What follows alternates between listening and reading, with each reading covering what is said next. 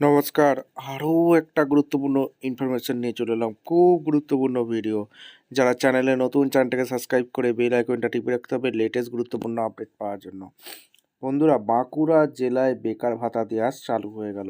বেকার ভাতার camp list দেখতে হবে। বাঁকুড়া জেলা থেকে যারা ভিডিও দেখছেন অবশ্যই কমেন্ট সেকশন করে আপনারা মত জানাবেন কারা কারা ফর্ম ফিল আপ করেছেন, কারা কারা এখনও করবেন, আপনাদের ক্যাম্প কোথায় কোথায় হবে, সমস্ত কিছু গুরুত্বপূর্ণ ভিডিও।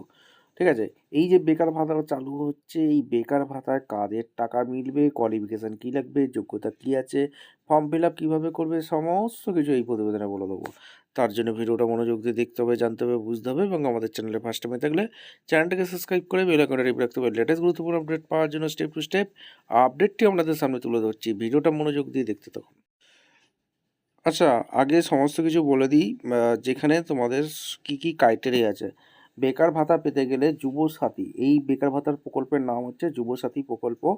ঠিক আছে? যেখানে ১,৫০০ টাকা করে যারা বেকার আছে তাদের পাওয়া যাবে।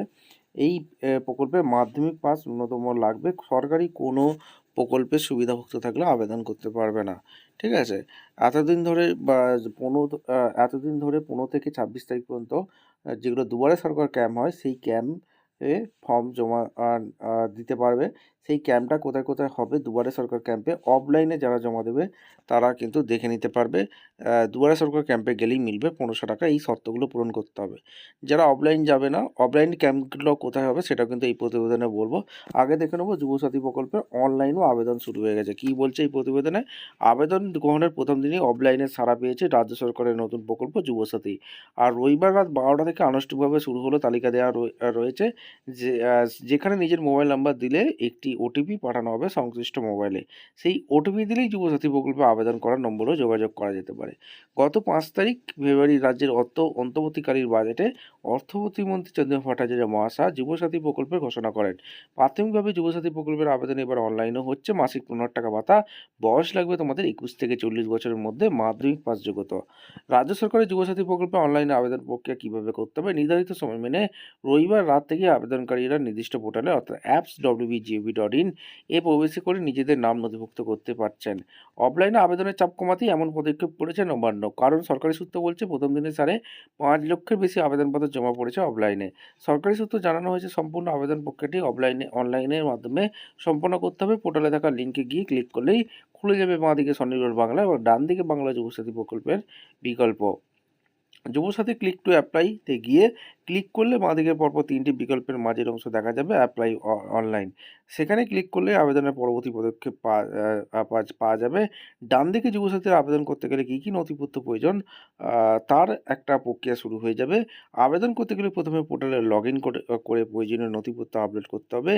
এর মধ্যে রয়েছে মাধ্যমিকের অ্যাডমিট কার্ড, মার্কশিট, আধার কার্ড, ভোটার কার্ড, জাতিগত শংসাপত্র, সম্পত্তি, পাসপোর্ট সাইজ ছবি এবং একটি সাদা কাগজে নিজের নাম সই করে সেই কাগজে স্পষ্ট ছবি।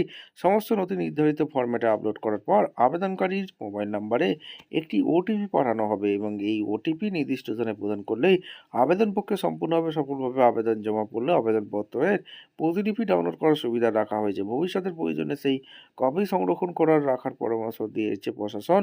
রাজ্য সরকারের তরফে জানানো হয়েছে আবেদন সংক্রান্ত কোনো প্রযুক্তিগত সমস্যার ক্ষেত্রে পোর্টালের নির্দেশিকা ভালোভাবে পড়ে নিতে হবে। প্রয়োজনে নির্দিষ্ট হেল্প ডেস্ক সেখানে বলেছে জানানো হয়েছিল। আগামী ১৫ই আগস্ট থেকে এই প্রকল্প চালু হবে। তবে ১০ই ফেব্রুয়ারি নবান্নে সাংবাদিক বৈঠকে করে মুখ্যমন্ত্রী ঘোষণা করেন প্রকল্পটি পয়লা এপ্রিল থেকেই কার্যকর হবে আর পয়লা এপ্রিল থেকেই টাকা ঢুকছে। সেই সিদ্ধান্ত অনুযায়ী রবিবার থেকে ২৬শে ফেব্রুয়ারি পর্যন্ত আবেদনপত্র বিলির সময়সীমা নির্ধারণ করা হয়েছে। যুবসাথী প্রকল্পের আওতায় ২১ থেকে ৪০ বছর বয়সী মাধ্যমিক পাস যুবক-যুবতীরা আবেদন করতে পারবেন। কর্মসংস্থান না হওয়া পর্যন্ত অথবা সর্বাধিক ৫ বছর ধরে মাসে ১৫০০ টাকা করে আর্থিক সহায়তা দেওয়া হবে। নবান্ন সূত্রের খবর, প্রথম দিন রাজ্য জুড়ে আয়োজিত ৭৬৯টি শিবিরে আসা ৬,২৯,০০০ মানুষের মধ্যে প্রায় ৫,৬৬,৬৬,০০০ যুবসাথী। লক্ষ্মীর ভাণ্ডারে ৩১,০০০, তবে দ্বিতীয় দিনে শুধু যুবসাথী প্রকল্পের আবেদনের সংখ্যা ছাড়িয়েছে ৮ লক্ষ। পাশাপাশি ক্ষেত মজুরদের আর্থিক সুবিধার জন্য আবেদন খোঁজখবর মিলে প্রথম দিনের সংখ্যা বেড়ে ৩৬,০০০। এইবার আমরা দেখে নেব বাঁকুড়া ডিস্ট্রিক্টের কোথায় কোথায় অফলাইন দুয়ারে সরকার ক্যাম্প হচ্ছে। সেইখানে গিয়ে ফর্ম জমা দিলেই হবে। সেখানে এক নজরে দেখে নেব। এইবার আমরা দেখে নেব বাঁকুড়া ডিস্ট্রিক্টে দুয়ারে সরকার ক্যাম্প কোথায় কোথায় হচ্ছে। বাঁকুড়া ব্লক মিউনিসিপ্যালিটি, বাঁকুড়া বাঁকুড়া এগুলো এক এক করে বলে দিই। বাঁকুড়া ১ নাম্বার হচ্ছে এখানে বাঁকুড়া ১ নাম্বার বিডিও অফিসে হচ্ছে, বা বাঁকুড়ার ২ নাম্বার বিডিও অফিসে হচ্ছে, যেটা হেভি মোড় আছে বাঁকুড়াতে, এখানেও হচ্ছে দুয়ারে সরকার ক্যাম্প। বাঁকুড়ার ২ নাম্বার ব্লকে হচ্ছে অন্ডা, আর এখানে নিয়ার অন্ডা ব্লক অফিসে হচ্ছে। বড়জোড়াতে হচ্ছে, Barjora near Barjora BDO office যেখানে আছে এখানে ক্যাম্প হচ্ছে। বিষ্ণুপুরে হচ্ছে, বিষ্ণুপুর এখানে আছে রামশঙ্কর মুক্ত মঞ্চ, এইখানে তোমাদের ক্যাম্প হচ্ছে। আরও ক্যাম্প হচ্ছে বিভিন্ন জায়গায়, এখানে তোমরা দেখতে পাচ্ছ। কামালপুরে হচ্ছে, বিডিও অফিস চাতনাতে হচ্ছে, এগুলো বিভিন্ন জায়গায় হচ্ছে। এখান থেকে তোমরা দেখে নিয়ে যে যার ক্যাম্পে গিয়ে ফর্ম জমা দিতে পারো, ঠিক আছে। বিভিন্ন ব্লকে হচ্ছে, রায়পুর, সালতলা, রায়পুর, এই সোনামুখী, এইগুলো হচ্ছে, বিষ্ণুপুরে হচ্ছে, এখানে বিভিন্ন জায়গায় হচ্ছে। ভিডিওটা ইনফরমেটিভ মনে হলে আমাদের চ্যানেলে ফার্স্ট টাইম দেখলে চ্যানেলটাকে সাবস্ক্রাইব করে বেল আইকনটা টিপে রাখতে হবে লেটেস্ট গুরুত্বপূর্ণ আপডেট পাওয়ার জন্য। দেখা হচ্ছে কোনো পরবর্তী ভিডিও। ধন্যবাদ।